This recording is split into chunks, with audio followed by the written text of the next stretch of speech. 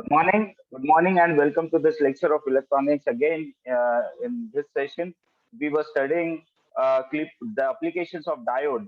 Those were clippers and clampers, right? So we have started with clippers. Uh, Let me introduce myself. Yeah. So myself, Dr. N.D. Mishram, Head and Associate Professor, Department of Electronics, Sri Mathuradas Mota College of Science. I guess my screen is visible to you all. And we were studying, say, the clippers, the applications of diode as clippers circuit, right? So yesterday we have completed some of the clippers. So we'll just brush it up what we have studied. What are clippers? So the definition of a clippers are a wave shaping circuit which controls the shape of the output waveform by removing or clipping a portion of the applied wave. Now, this is the basic definition of the clipper. So, clipper just clips or remove the unwanted sine wave that we don't want, right? So, at the output will be not having that wave which is being clipped. Okay, so that is the basic definition of a clipper. And these are some of the examples of clipper. Half wave rectifier we have studied yesterday. And we know that this is the simplest form of a clipper circuit. Then uh, we have some more. Those are voltage limiters and amplitude selectors, slicers, and all. So these are some of the applications we have discussed yesterday itself. So we won't discuss today. And yeah, there were types of clippers. So we are having clippers according to non-linear devices, which are diode and transistor. So we call them as diode clipper and transistor clippers. Then according to biasing, biased clippers and unbiased clippers. Then according to the level of clipping, positive clippers, negative clippers, and combination clippers. Even we are having adjustable clippers. So those all are clippers, types of clippers. Now we have started with what was the thumb rule that we have studied in the diode. That was the diode conducts in forward bias, which means that whenever we connect it in series and the current flows through the diode, that means it conducts, and we call it as the diode is in on state. Similarly, when the diode is connected in reverse bias, the diode does not conduct, which implies that the current does not flows through the diode, right? So we call that it is in the open switch condition, or we say that the diode is in off state. So these are the two thumb rules. Remember this: whenever we are having a forward bias, the diode will conduct, or the current will flow through the diode, or in otherwise it won't flow. And when it is in reverse bias, the diode does not conduct. Okay, so this was the first circuit that we have studied. It is actually a half wave rectifier circuit in which I guess this was the input wave, and only half, that is the positive half of the wave, is being rectified, and we can call it as a negative clipper, negative series clipper, which implies that the negative wave is being clipped over here, is being removed.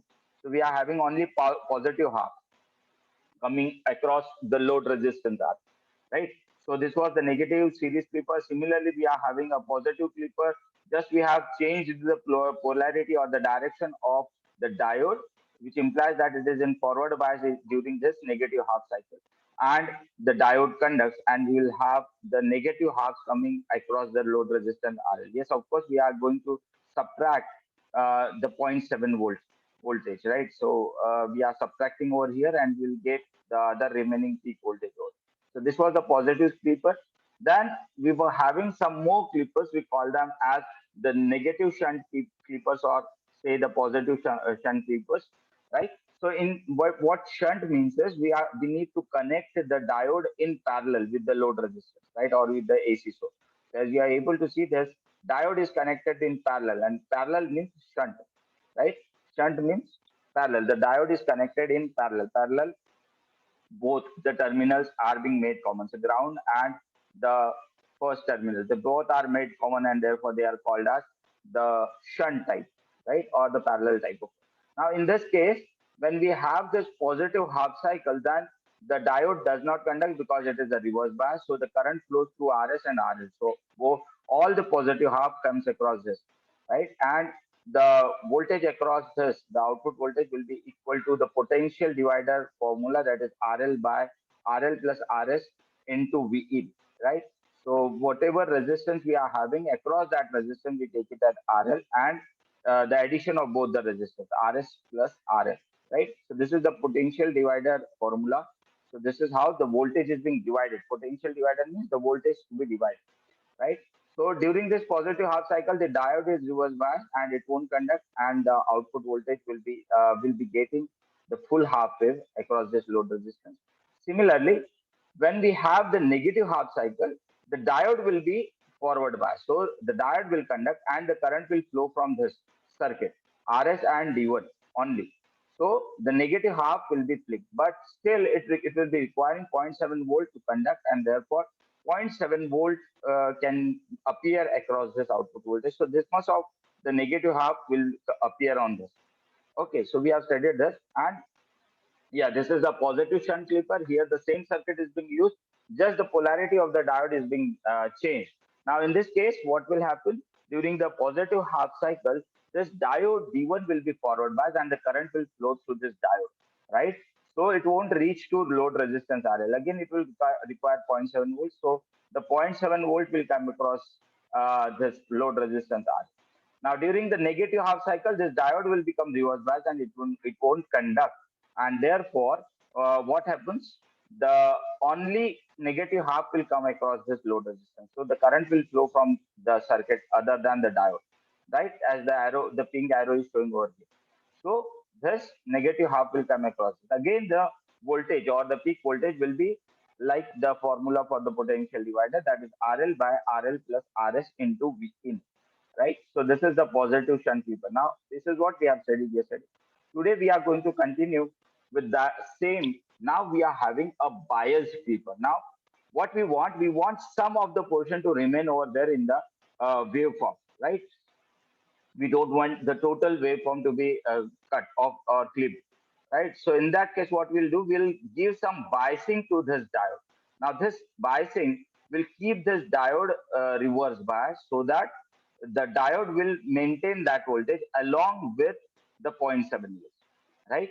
So we'll be having this VB plus zero point 0.7 volts, and this much of peak voltage will appear across this. And as soon as it will be lower, then we'll have the AC voltage coming out of it. So here it is positive. So the negative half will come across it, definitely, because it will be reverse bias. But during this positive half cycle, since we have already applied some voltage that is approximately equal to VB, so along with this VP plus zero point 0.7 volt, we'll be having that much of voltage coming at the output during the positive half cycle, right? So that is being shown over here in this portion.